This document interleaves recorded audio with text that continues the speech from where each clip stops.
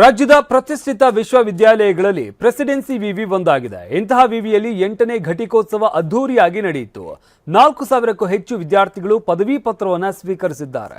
ಈ ಭರ್ಜರಿ ಕಾರ್ಯಕ್ರಮ ಹೇಗಿತ್ತು ಅನ್ನೋ ಝಲಕ್ ತೋರಿಸ್ತೀವಿ ನೋಡಿ.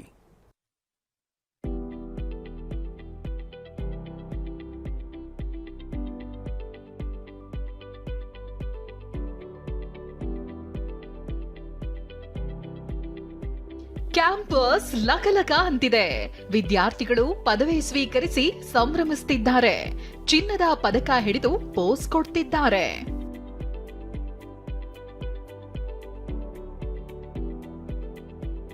ರಾಜಾನುಕುಂಟೆ ಸಮೀಪವಿರೋ ಪ್ರೆಸಿಡೆನ್ಸಿ ವಿಶ್ವವಿದ್ಯಾಲಯದಲ್ಲಿ ಇವತ್ತು 8ನೇ ಘಟಿಕೋತ್ಸವ ಸಂಭ್ರಮ ಮನೆ ಮಾಡಿತ್ತು. ಪ್ರೆಸಿಡೆನ್ಸಿ ವಿಶ್ವವಿದ್ಯಾಲಯದ ಕುಲಪತಿ ಡಾಕ್ಟರ್ ನಿಸಾರ್ ಅಹಮದ್ ಮತ್ತು ಸಂಸ್ಥಾಪಕ ಟ್ರಸ್ಟಿ ಕೌಸರ್ ನಿಸಾರ್ ಅಹಮದ್ ಅಧ್ಯಕ್ಷತೆಯಲ್ಲಿ ಸಮಾರಂಭ ನಡೆಯಿತು.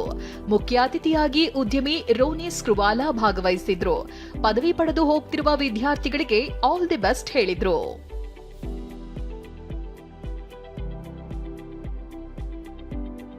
See, I think just the energy here, the 100-acre plot, but mainly the diversity of the students. You can feel that. When they all stood up and had their different classes, and the different classes were graduating, I already feel like an alumni of this university. Yeah, I think distraction is a bad word. Focus is a very good word. Viksit Bharat is an important word. We need to carry a lot ahead. So you're walking out of this campus with a lot more responsibility than you walked in here. 3,686 ಸ್ನಾತಕ ವಿದ್ಯಾರ್ಥಿಗಳು, 1,233 ಸ್ನಾತಕೋತ್ತರ ಪದವೀಧರರು, 34 ಸ್ನಾತಕೋತ್ತರ ವಿದ್ಯಾರ್ಥಿಗಳಿಗೆ ಪದವಿ ಪ್ರದಾನ ಮಾಡಿದರು.